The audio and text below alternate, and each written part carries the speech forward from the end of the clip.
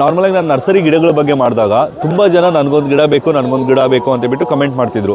So nursery ಅವ್ರನ್ನ contact ಮಾಡಿದ್ರು ಕೂಡ ಒಂದು ಗಿಡ ಯಾರು ಕೂಡ ಡೆಲಿವರಿ ಕೊಡಲ್ಲ. ಸೊ ನಾರ್ಮಲಾಗಿ ಸಿಟಿಯಲ್ಲಿರುವಂಥವ್ರಿಗೆ ಒಂದೊಂದು ಗಿಡಗಳನ್ನು ತಲುಪಿಸ್ಬೇಕು ಅಂತ ಬಿಟ್ಟು ಇದನ್ನು ಸ್ಟಾರ್ಟ್ ಮಾಡ್ತಿದ್ದೀವಿ. ನಾಳೆಯಿಂದ ಸ್ವೀಟ್ ಲೆಮನ್ ಗಿಡ ಸ್ಟಾರ್ಟ್ ಆಗುತ್ತೆ. ಈ ವಾರದಲ್ಲಿ ಅಂದರೆ ನೆಕ್ಸ್ಟ್ ಸಂಡೇ ನಿಮಗೆ ಡೆಲಿವರಿ ಆಗುತ್ತೆ.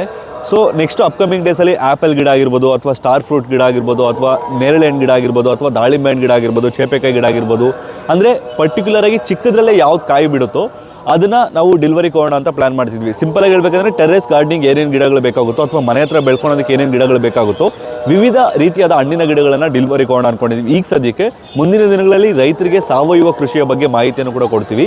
ಆ್ಯಂಡ್ ನಮ್ಮ ಹತ್ರ ಏನು ತಗೊಳ್ಳಿ ಅಂತ ನಾವೆಲ್ಲೂ ಕೂಡ ಹೇಳೋದಿಲ್ಲ. ನಿಯರ್ ಬೈ ಎಲ್ಲರೂ ಸಿಕ್ಕರೆ 50 ರೂಪಾಯಿ, 100 ರೂಪಾಯಿ, 150 ರೂಪಾಯಿ, 250 ರೂಪಾಯಿ ಕೂಡ ಸಿಗುತ್ತೆ, 300 ರೂಪಾಯಿ ಕೂಡ ಸಿಗುತ್ತೆ. ಸೊ ಒಂದೊಂದು ನರ್ಸರಿಗೂ ಒಂದೊಂದು ರೇಟ್ ಅನ್ನೋದು ವೇರಿ ಆಗುತ್ತೆ. ನಮ್ಮ ಉದ್ದೇಶ ಇರೋದು ಗಿಡ ಮರಗಳನ್ನು ಬೆಳೆಸಿ ಸಿಟಿಯಲ್ಲಿ ಗಿಡ ಮರಗಳನ್ನು ಬೆಳೆಸೋದ್ರಿಂದ ಇವಾಗ ನೇರಳೆ ಹಣ್ಣು ಗಿಡ ಆಗಿರ್ಬೋದು, ದಾಳಿಂಬೆ ಹಣ್ಣು ಗಿಡ ಆಗಿರ್ಬೋದು, ಚೇಪೆಕಾಯಿ ಗಿಡ